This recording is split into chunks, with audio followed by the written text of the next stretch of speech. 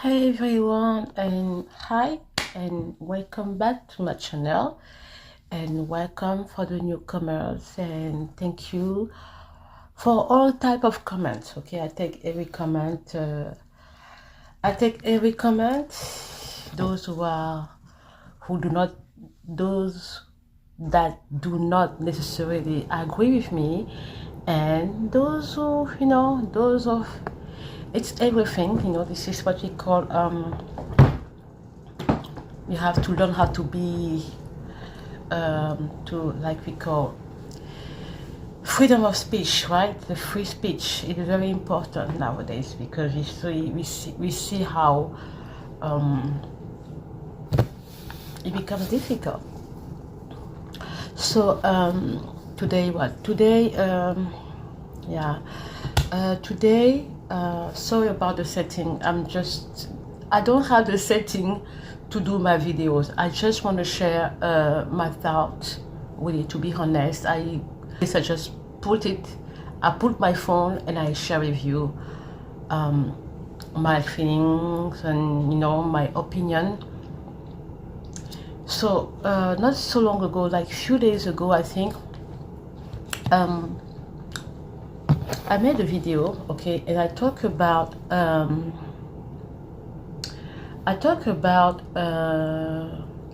do you call it? I talk about, that was the title of that video was, "This is what you get." This is the price. No, this is what you get when you open doors.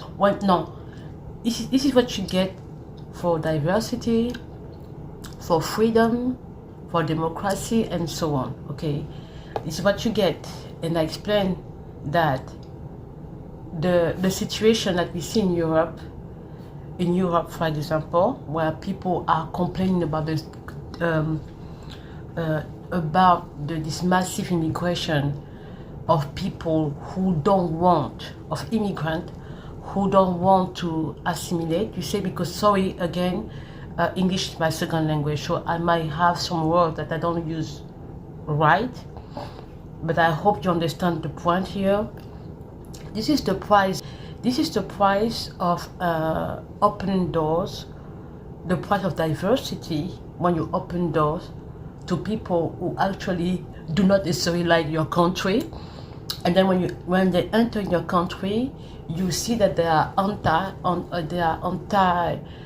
they just don't like your country.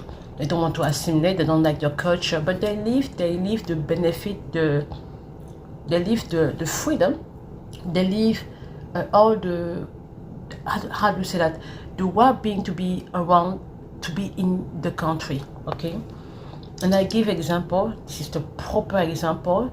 You have that religion, when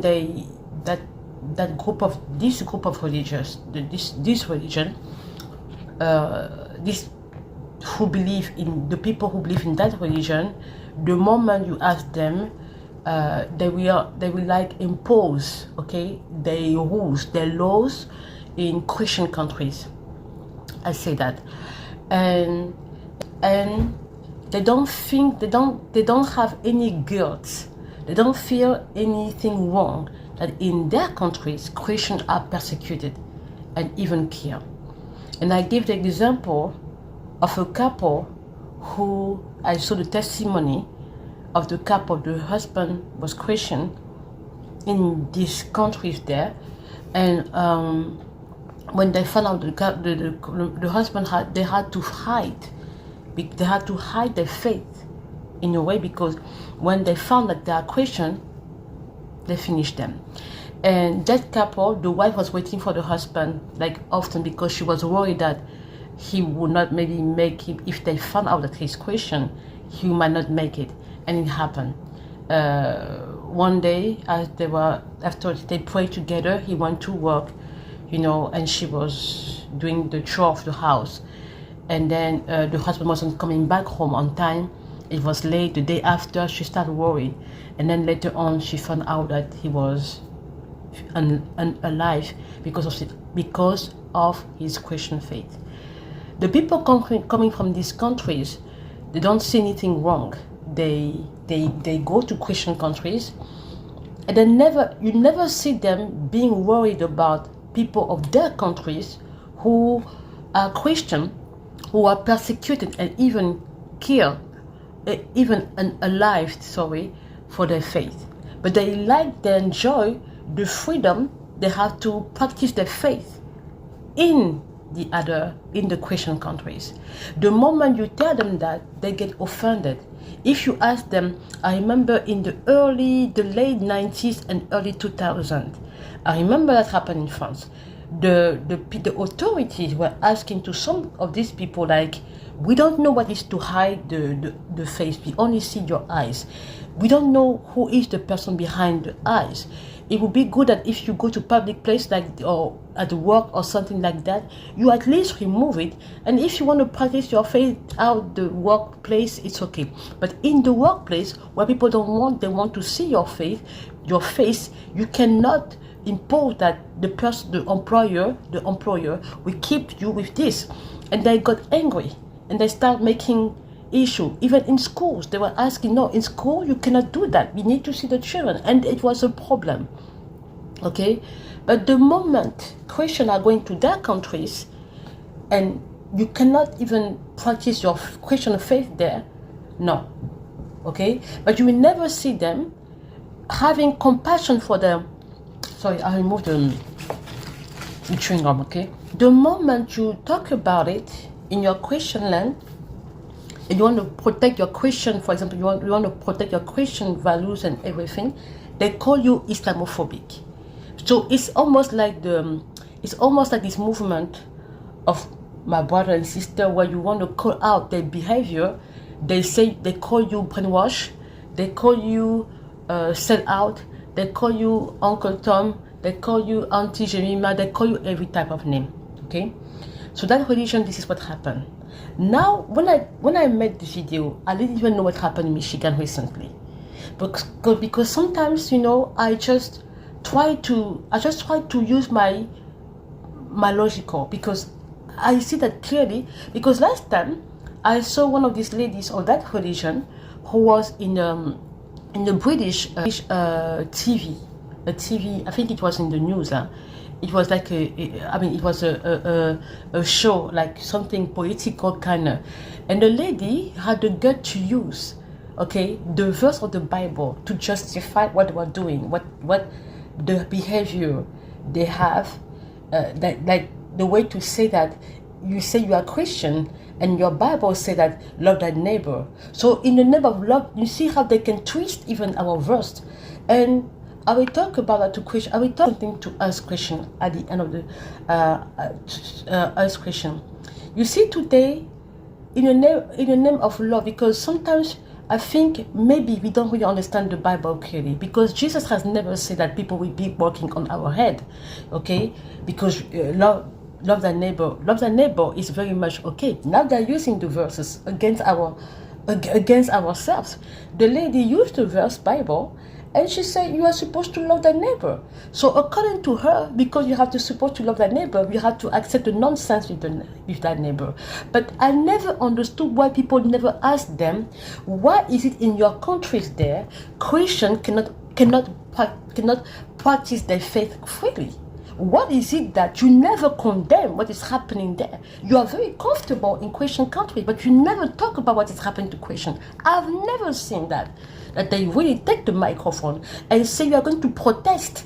You apply to visas of Christian countries. You feel really safe. You feel comfortable bringing with your faith. I even saw a girl from that religion who took, with her scarf, she took the Bible. She started to almost insulting the Bible.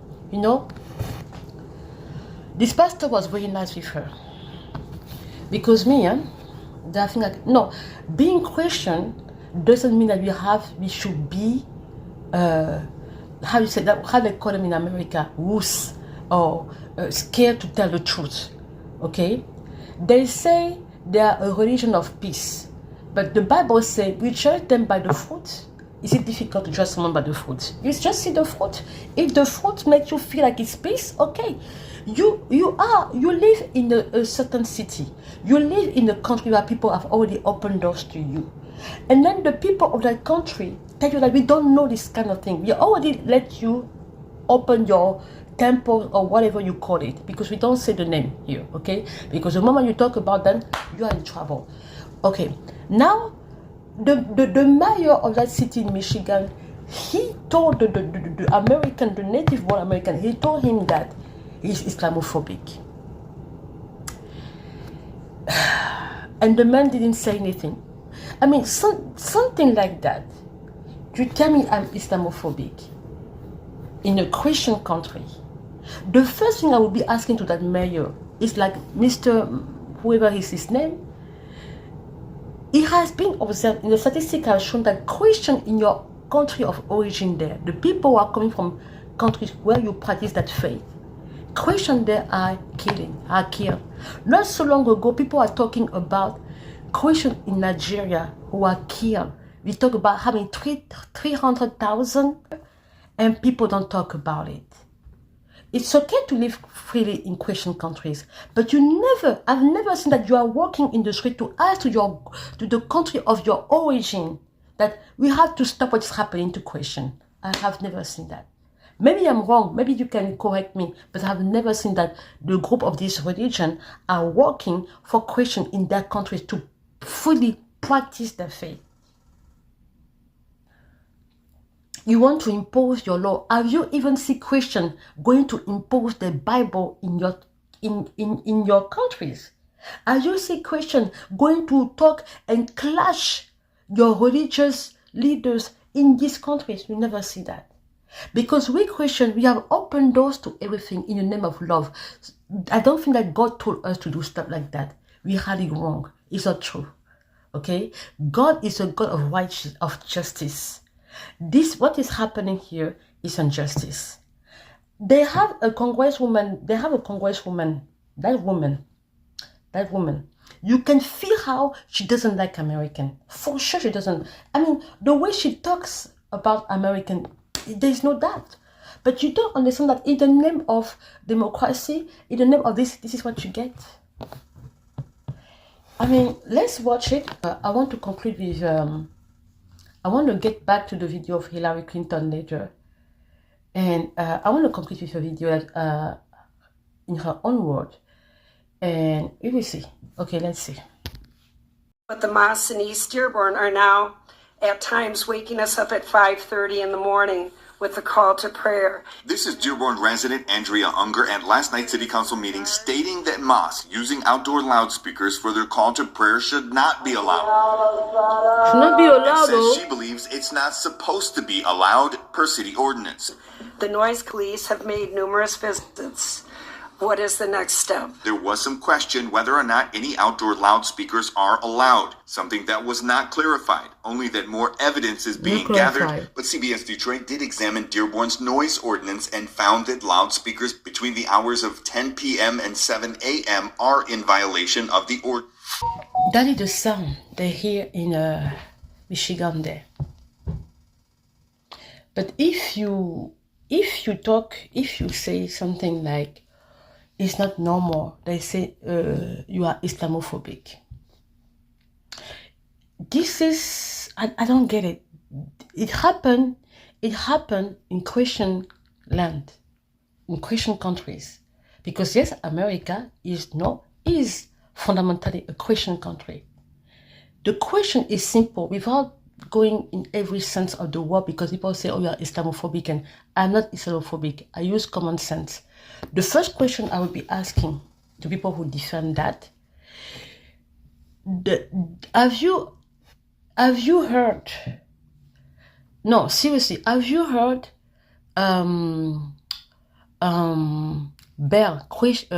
church bell in these countries? We don't say the name, in these countries there. Cling, cling, cling. Last time I was walking in town. I barely heard the bell, but it was so beautiful. I barely heard the bells, and it was just the bell. Nobody say a word. It was just the bell, just ringing, just for a few minutes, and that's it. And he didn't even. It was in the day, so people were busy, and it was discretion, but it was there, and people were busy.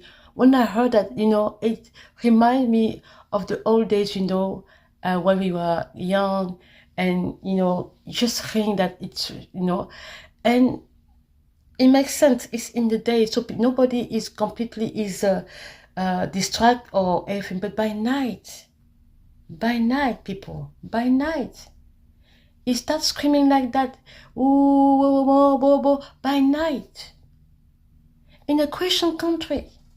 And when you say that, they call you Islamophobic. I mean, I don't really, seriously. This is the situation people are dealing with now. You are forbidden to use your common sense. You are forbidden to use your logic and ask the right question. What is this? What is this?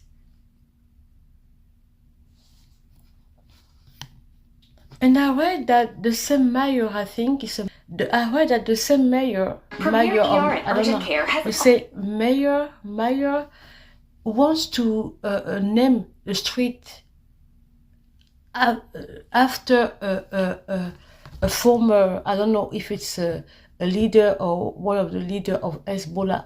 I don't understand if it's true, but I say allegedly, yeah. I say allegedly because, but people have seen it on papers. They have put it here. So I still say allegedly because I don't think they can do that. But it happened, and the resident of that city came and say, I think it was a minister, I don't know, who say we cannot accept it. And the mayor to respond to it, because I saw it, he say you are Islamophobic. I mean, for the normal thing you can add, for the modern thing that we want to say now, everything is phobic. You cannot say anywhere, but if I was in that room, I would be asking to the mayor that, but in these countries there, so it's okay to be Christianophobic. So it looks like it's okay to be Christianophobic. So what is this double measure? This is double standard, double measure. Explain to us what is it, because we are confused. Is Islamophobic. And I want to go. There is something I'm telling you. Last time when I said that Christian, some people feel that Christian are safe. Christian, you don't understand that the situation is serious, and I think pastors, many of our pastors who only care about tithe and offering, they don't understand what is happening. Please leave the tithe and offering. This is the time that we have to be on our knees, because this is serious for our children at least.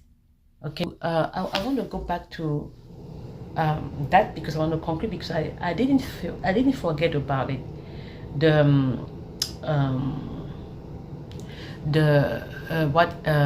Mrs.